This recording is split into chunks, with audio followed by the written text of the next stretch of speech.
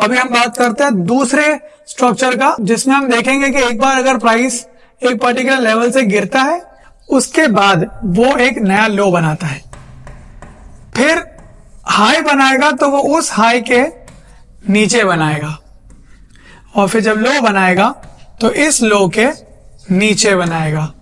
फिर again pull back होता है या फिर थोड़ा सा रिट्रेसमेंट होता है, हाई बनता है बट वो इस हाई के नीचे होता है, फिर लो बनेगा, अगेन इसके नीचे बनेगा। तो आप कॉन्स्टेंटली देख सकते हो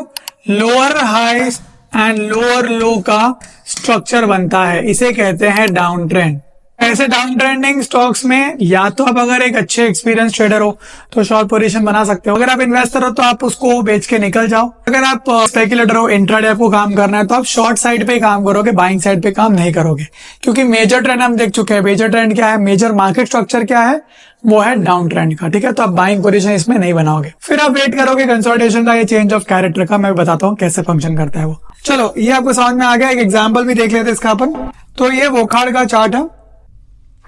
यहाँ पे देखो एक बड़ा मारूबोजू बन के यहाँ पे फॉल आया है, ठीक है, जिसके बाद में थोड़ा कंसोलिडेशन होता है, फिर नीचे आता है। अब ये हमारा हाई बन चुका है, यानी कि फर्स्ट हाई, इसके बाद एक लो एस्टैब्लिश हो चुका है। अब हम देखेंगे तो एक और हाई जो बना वो कैसा बना, इसके नीचे, लो किधर बना, इसके नीचे, फिर हाई बना, आपको लगेगा हाई बन गया, वेरी गुड, बट इसके नीचे हाई है, लो बनेगा वो इसके नीचे बनने वाला, या तो इसके जितना ही बनेगा। थोड़ा सा आगे जाएंगे हम देखेंगे तो हमको पता चलेगा कि ये थोड़ा टाइम के लिए कंसोलिडेशन करेगा ऐसा, और फिर एक और लो बनाने वाला है इसके बाद में, और ये लो बनेगा इसके नीचे। तो ये जो सेक्शन था ना वो कंसोलिडेशन था। ये कंसोलिडेशन में हमें कई बार हम देखते हैं कि हम फंस जाते हैं, हम सोचते हैं हो गया चलो लो बन गया, अभी रिवर्सल होगा, वो प्रॉब्लम हो सकती है, पर आपको देखना पड़ेगा मेजर ट्रेंड क्या है। आपको ये बात को ध्यान रखना है कि आप हमेशा हायर टाइम फ्रेम के जो स्ट्रक्चर होंगे उसको फॉलो करोगे, यानी हो सकता है कि आप डेली टाइम फ्रेम पे देख रहे हो हायर हाई हायर लो बन रहे हैं,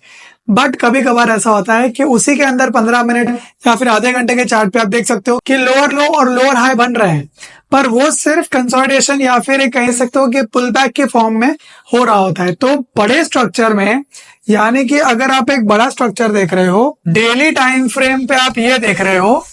और उसी के अंदर अगर आप खाली इतने सेक्शन को देखोगे, वो हो सकता है 15 मिनट के चार्ट पे, तो वहां पे आपको ये स्ट्रक्चर भी देखने मिल सकता है। मतलब ये जो फॉल हुआ है वो इस फॉर्म में हुआ है, which is lower high lower low. Okay, तो हमें क्या ध्यान रखना है कि हमेशा हायर टाइम फ्रेम पे, daily weekly and monthly time frame पर ही हमें स्ट्रक्चर को डिफाइन करना है, ठीक है। अनलेस आप इंट्राडे ट्रेडर हो जो इंट्राडे में ऐसे मूवमेंट्स पे काम करना चाहे, दैट इज योर चॉइस।